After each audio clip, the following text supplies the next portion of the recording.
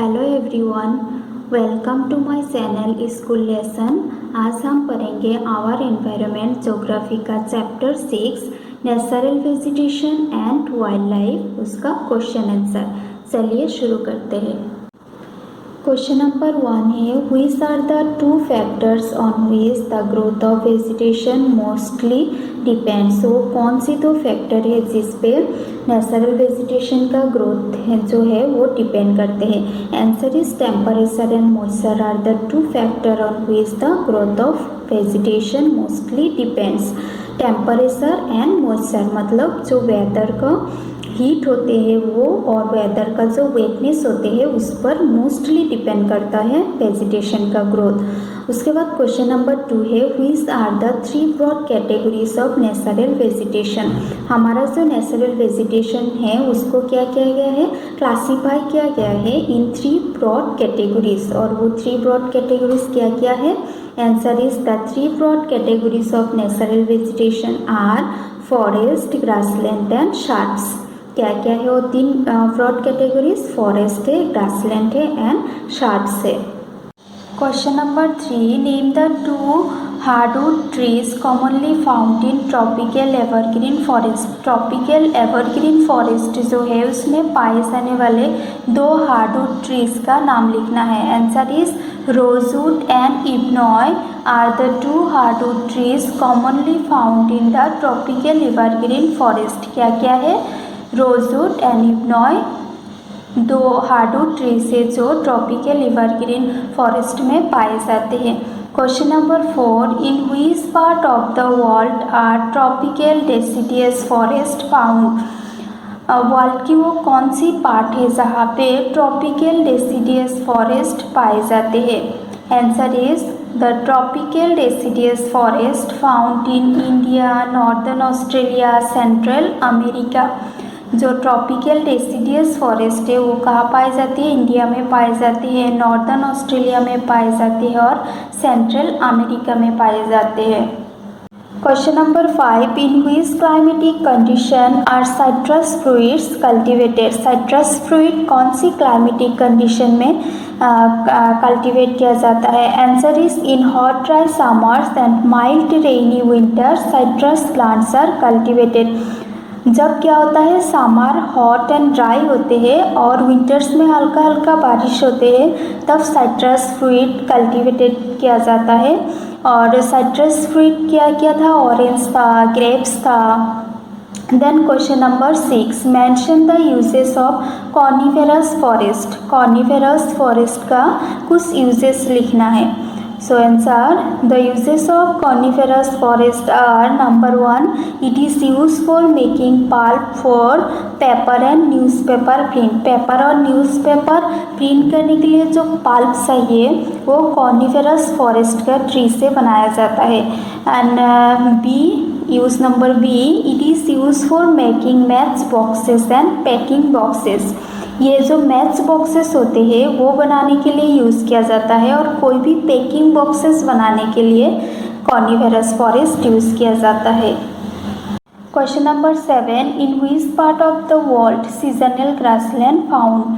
Seasonal grassland मतलब book में जो हमने पढ़ा था टेम्परेट ग्रासलैंड, वो वर्ल्ड की कौन सी पार्ट में पाई जाती है। Answer is seasonal grassland are found in mid latitudinal zone and the interior parts of the continent.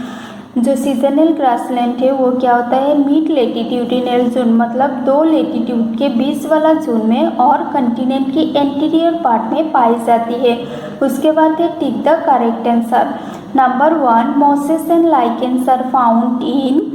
Option है desertic vegetation, tropical evergreen forest and tundra vegetation. इसमें से कौन सी जगह पे मॉसेस एंड लाइकेन्स पाए जाते हैं।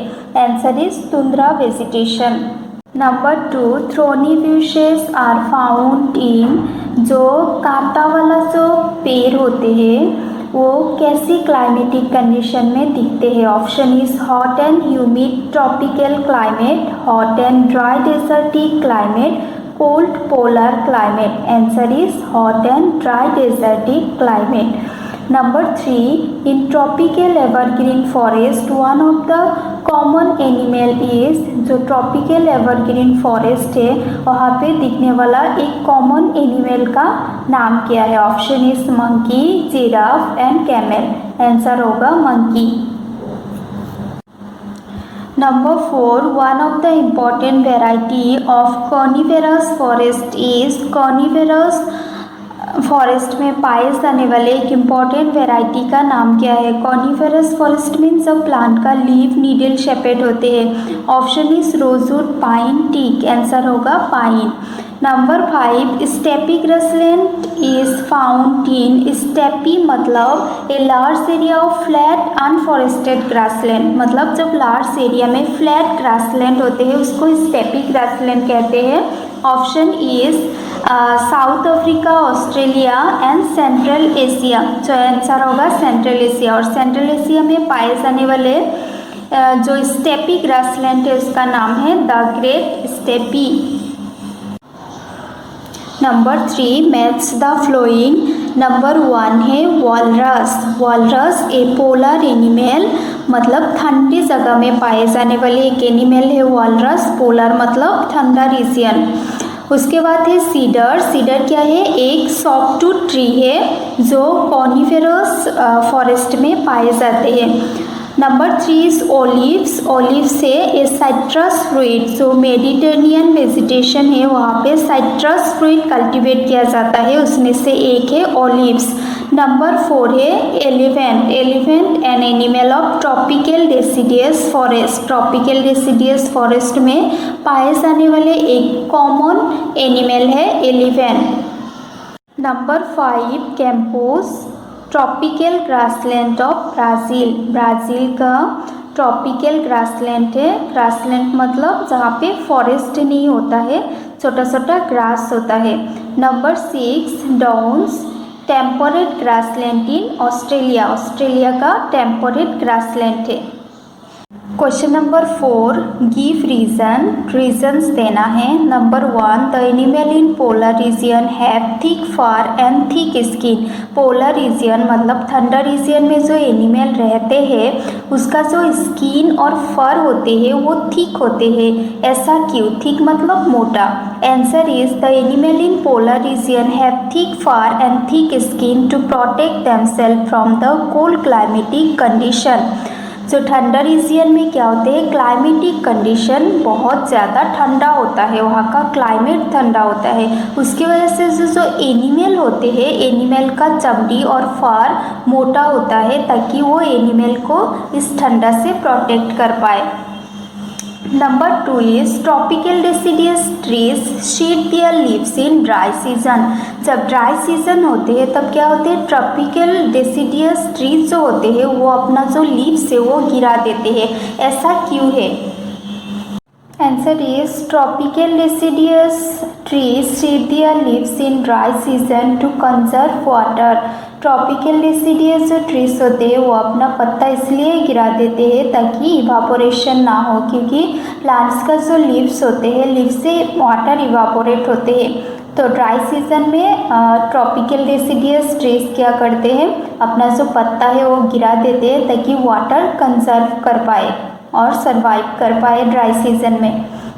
Number 3, the type and thickness of vegetation changes from place to place.